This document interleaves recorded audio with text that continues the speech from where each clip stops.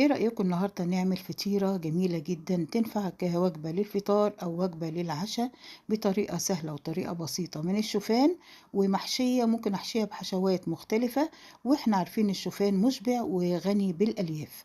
عندي تونة وبصلة وبقدونس وعندي فلفل حار وعندي ليمونة، وعندي هنا كوبايتين من الشوفان انا طحناهم ونخلاهم.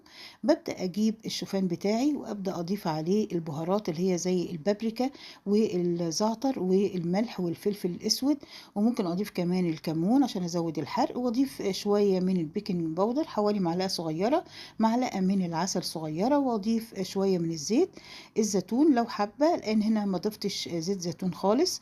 وبضيف الميه شويه بشويه لحد ما تتعجن معايا وتجمد، واسيبها شويه كده، وابدا اجيب التونه بتاعتي اقطع عليها البصل والبقدونس، واحط عليها الليمون، واحط عليها الكمون والملح والفلفل الاسود وشوية من البابريكا. بجيب العجينة بتاعتي بحطها بين كيسين، وببدأ بالنشابة أبدأ أفردها، وبكوباية ببدأ إن أنا أقطعها بحيث تدي شكل الرغيف الصغير بالمنظر ده. بعمل جزئين منه، أدي أول جزء وده تاني جزء بنفس الطريقة.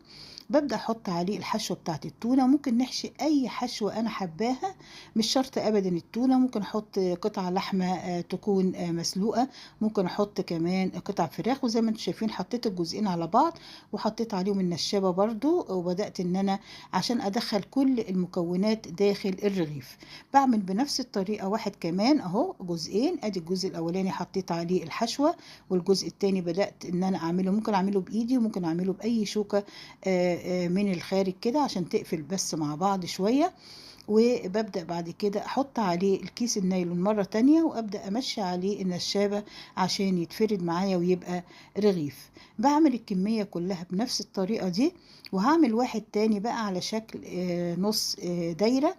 ده أرغفة صغيرة، ممكن أحشيها بقى بسطرمة، أحشيها لانشون، أحشيها أي حشوات أنا حباها. هنا أنا عملت جزء كده على شكل نص رغيف بالمنظر ده، وأبدأ أسوي الأطراف، وأبدأ بنفس الطريقة برضو أعمل وأحطه في طاسة تكون سخنة. وزي ما انتم شايفين بيطلع في منتهى الجمال، رغيف جميل جدا صغير، ممكن أشيله في الفريزر أو أطلعه عند اللزوم، وأحشيه بحشوات مختلفة، وأحطه في الميكرويف بس شوية صغيرين لحد لما يبدأ ان هو يسخن، واطلعه على طول. ايه رأيكم في رغيفة الشوفان او فطائر الشوفان؟ زي ما انتم شايفين انا قطعتها لكم عشان تشوفوها من جوه. ايه رأيكم؟ زي الفل. تعملوها بقى بجبنة بيضة، ممكن بجبنة قريش، بأي حشوات انتوا حابينها، وان شاء الله تنال اعجابكم. اتمنى اشوفكم الفيديو الجاي على خير بإذن الله، وتشوفوا كل وصفاتي، وان شاء الله هتعجبكم كل الوصفات. وما تنسونيش باللايك عشان ده بيزيدني ثقة في ان انا اعمل لكم فيديوهات كتيرة.